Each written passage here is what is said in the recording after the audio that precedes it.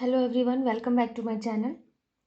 आज मैं class 10th में ज्योग्राफी का सबसे पहला चैप्टर जो कि है रिसोर्सेज एंड डेवलपमेंट, इस चैप्टर के कुछ इम्पोर्टेंट क्वेश्चन आंसर्स को डिस्कस करूंगी।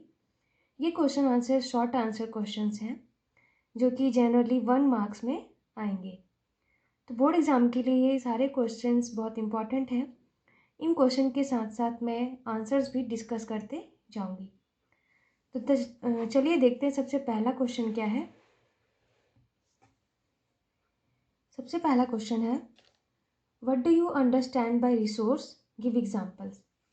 सबसे पहला क्वेश्चन में यही बताना है कि रिसोर्स से आप क्या समझते हैं या रिसोर्सेज क्या होते हैं और उसके एग्जांपल्स भी बताने हैं।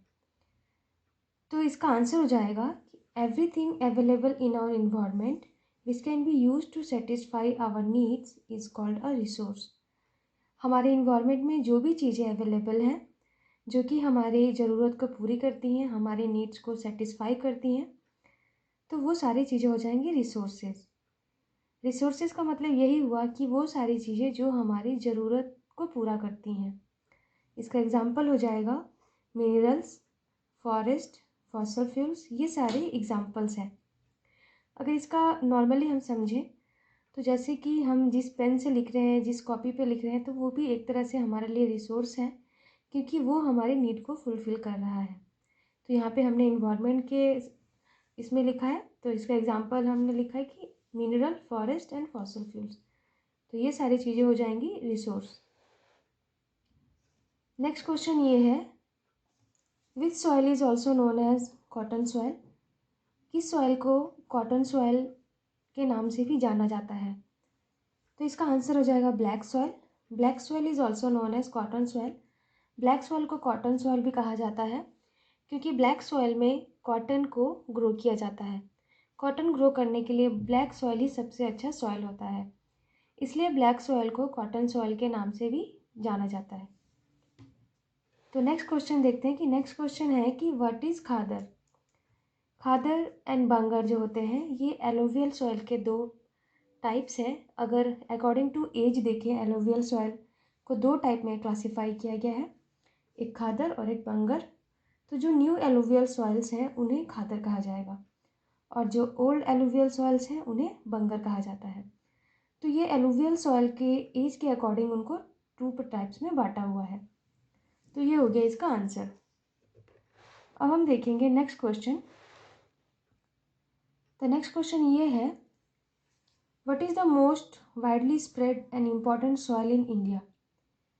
हमारे इंडिया में जो बहुत ज़्यादा स्प्रेड है और बहुत ही इम्पॉर्टेंट सॉइल है, उस सॉइल का नाम बताना है। तो हमारे कंट्री में सबसे मोस्ट वाइडली स्प्रेड मतलब सबसे ज़्यादा जो फैली हुई मिट्टी है बहुत जगह पे, और सबसे इम्पॉर्टेंट जो सॉइल है वो है alluvial soil. Alluvial soil crops को ग्रो करने के लिए बहुत ही अच्छा सॉइल होता है और ये मोस्ट इम्पॉर्टेंट सॉइल है हमारी कंट्री का और वाइडली स्प्रेड भी है। देखते हैं नेक्स्ट क्वेश्चन। तो नेक्स्ट क्वेश्चन ये है, classify resources into two groups on the basis of there origin. Resources को टू ग्रुप्स में क्लासीफाई करना है उनके ओरिजिन के बेसिस पे। तो on the basis of origin जो रिसोर्सेज हैं वो ये हैं, जो टू ग्रुप्स है रिसोर्सेज के, वो ये हो जाएंगे बायोटिक और एबायोटिक। बायोटिक में सारे जो लिविंग थिंग्स हैं वो आ जाएंगे और एबायोटिक में नॉन लिविंग। तो यहाँ पे बायोटिक में जो लिविंग आएंगे वो तो हो जाएंगे प्लांट्स, एनिमल्स, ये सारी चीज़ें।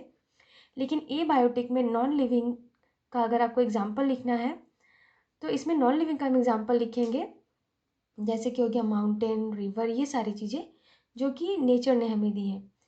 कुछ बच्चे एबायोटिक में ये भी लिख देते हैं टेबल, चेयर, क्योंकि वो भी नॉन लिविंग है, लेकिन वो नहीं होगा इसका आंसर। एबायोटिक में वो सारी चीज़ें जो कि नेचुरली प्रेजेंट है, जैसे कि माउंटेन हो गया, रिवर हो गई, ये सारी चीज़ें हो जाएंगी एबायोटिक के एग्जाम्पल। तो ये यहाँ पे याद रखना ज़रूरी है। हम कुछ और क्वेश्चंस को देखेंगे। याद रखिए ये सारे क्वेश्चंस जो हैं ये 1 मार्क में ही मैक्सिमम टाइम आते हैं। मैं इस चैप्टर के लॉन्ग आंसर्स भी क्वेश्चंस को भी डिस्कस करूँगी किसी और लेक्चर में। तो चलिए देख लेते हैं नेक्स्ट क्वेश्चन क्या है। नेक्स्ट क्वेश्चन ये है, classify resources into two groups on the basis of their एग्जिस्टिबिलिटी।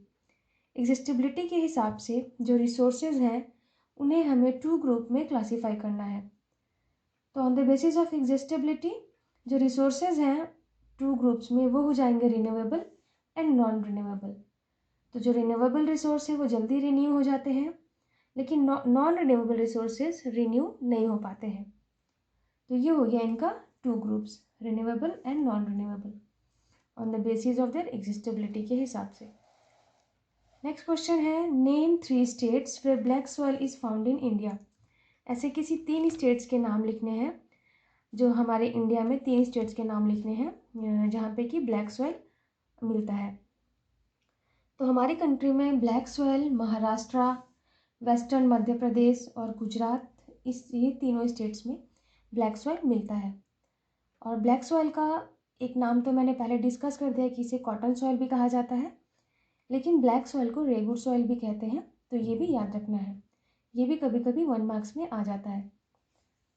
Next question देखते हैं कि what do you mean by land degradation. यहाँ पे लैंड डिग्रेडेशन का मतलब बताना है यहाँ पे कि आप क्या समझ रहे हैं लैंड डिग्रेडेशन से। तो land degradation is the depletion of the land due to faulty agriculture practices, over grazing, deforestation and mining. Land degradation ये हो जाता है जैसे कि जो हम अपने ज़मीन को ख़राब कर रहे हैं, क्यों हो जाता है ये ख़राब, जैसे कि बहुत ही फॉल्स एग्रीकल्चर प्रैक्टिसेस होते हैं, गलत तरीके से जो खेती की जाती है। इसमें आ जाएगा कि ओवर यूज़ जो पेस्टिसाइड्स का होता है, जो केमिकल्स के ओवर यूजिंग हो रहे हैं एग्रीकल्चर करने के लिए, जिसकी वजह से हमारी जो मिट्टी है वो ख़राब हो रही है। उसके बाद इसका रीज़न हो गया ओवर ग्रेजिंग। ओवर ग्रेजिंग की वजह से भी लैंड डिग्रेडेशन होता है। डिफॉरेस्टेशन एंड माइनिंग भी इसके लैंड डिग्रेडेशन के कॉजेज़ हैं। तो लैंड डिग्रेडेशन का मतलब हो गया डिप्लीशन ऑफ लैंड, जो हमारा अच्छी जो एक लेयर है सॉइल की, जो हमारा जो एक लैंड है उसका ख़राब होना, वो ख़त्म हो रहा है अच्छा जो है। तो ये सब चीज़ें हो जाएंगी लैंड डिग्रेडेशन। और इसके यहाँ पे ये हो गए कुछ कॉजेज़ भी मैंने लिख दिए हैं। नेक्स्ट क्वेश्चन है कि how is soil erosion cause. Soil erosion कैसे होता है। तो सॉइल इरोजन में क्या होता है कि जो सॉइल का अपर मोस्ट लेयर होता है वो किसी न किसी रीज़न से बह के चला जाता है, या मतलब वो लेयर हट जाता है। तो ये कॉजेज़ क्या हैं इसके। तो कॉजेज़ हो जाएंगे विंड, रेन, ह्यूमन एक्टिविटीज़। कभी कभी बहुत तेज़ हवा की वजह से भी सॉइल का लेयर हट जाता है, या रेन बहुत ज़्यादा अगर बारिश होती है तो ऊपर की मिट्टी का लेयर बह जाता है, और ह्यूमन की एक्टिविटीज़ की वजह से भी सॉइल इरोजन होता है। नेक्स्ट है हमारा question, classify resources on the basis of development. Development के बेसिस पे रिसोर्सेज को क्लासीफाई करके बताना है। तो इसका आंसर हो जाएगा on the basis of development resources are classified as potential, developed stock and reserves. तो on the basis of development resources को 3 यहाँ पे टाइप्स हैं इसके। पहला हो गया पोटेंशियल, दूसरा हो गया डेवलप्ड स्टॉक, और तीसरा हो गया रिजर्व्स। चलते हैं नेक्स्ट क्वेश्चन की तरफ। तो नेक्स्ट क्वेश्चन ये है, mention a non renewable resource that can not be recycled and get exhausted with their use. यहाँ पे एक ऐसे नॉन रिन्यूएबल रिसोर्स का नाम बताना है जिसे रिसाइकल नहीं किया जा सकता है, और अगर उसे यूज़ करते रहेंगे तो वो एग्जॉस्टेड मतलब कि कभी ना कभी वो समाप्त हो जाएगा, ख़त्म हो जाएगा। तो इसका एग्जाम्पल हो गया यहाँ पे फॉसल फ्यूल। फॉसल फ्यूल एक नॉन रिन्यूएबल रिसोर्स है जो कि रिसाइकल नहीं हो सकता, और इसे अगर हम यूज़ करते रहेंगे, ओवर यूज़ करते रहेंगे तो कभी ना कभी ये टाइम के साथ एग्जॉस्ट हो जाएगा। तो यहाँ पे हो गए ये क्वेश्चन। हम देखते हैं एक और लास्ट क्वेश्चन। तो यहाँ पे लास्ट क्वेश्चन ये है कि what is sustainable development. Sustainable development का डेफिनेशन लिखना है, या क्या होता है सस्टेनेबल डेवलपमेंट, ये आपको बताना है। तो sustainable development means development should take place without damaging the environment, and development in the present should not compromise with the needs of future generation. Sustainable development का मतलब ये होता है कि डेवलपमेंट किसी चीज़ का करना, लेकिन अगर हम किसी चीज़ का डेवलपमेंट कर रहे हैं तो उसमें इन्वायरमेंट को डैमेज नहीं करना है। इन्वायरमेंट को डैमेज किए बिना किसी चीज़ का डेवलपमेंट होना चाहिए। और डेवलपमेंट करते समय ये भी ध्यान रखना है सस्टेनेबल डेवलपमेंट में कि किसी भी चीज़ को हमें फ्यूचर जनरेशन के लिए कॉम्प्रोमाइज़ नहीं करना है। मतलब कि जिस चीज़ का डेवलपमेंट करके यूज़ किया जा रहा है वो फ्यूचर जनरेशन के लिए भी बचा होना चाहिए। उसका इतना यूज़ नहीं होना चाहिए कि वो हमारे जनरेशन में ही ख़त्म हो जाए। तो इस तरीके का जो डेवलपमेंट होता है उसे कहेंगे सस्टेनेबल डेवलपमेंट। फिर से मैं एक बार बता रही हूँ, सस्टेनेबल डेवलपमेंट बहुत इंपॉर्टेंट क्वेश्चन है, कई बार 1 या 2 मार्क्स में आता है। सस्टेनेबल डेवलपमेंट में किसी भी चीज़ का डेवलपमेंट होना इन्वायरमेंट को बिना डैमेज किए और उस चीज़ को फ्यूचर जनरेशन के लिए भी बचा के रखना है। तो ये होता है सस्टेनेबल डेवलपमेंट। तो यहाँ पे हमने 12 क्वेश्चंस डिस्कस किए हैं जो कि एग्ज़ाम के लिए मोस्ट इम्पॉर्टेंट है। मैंने ये ज्योग्राफी का क्वेश्चन आंसर्स इसका फर्स्ट लेक्चर है ये।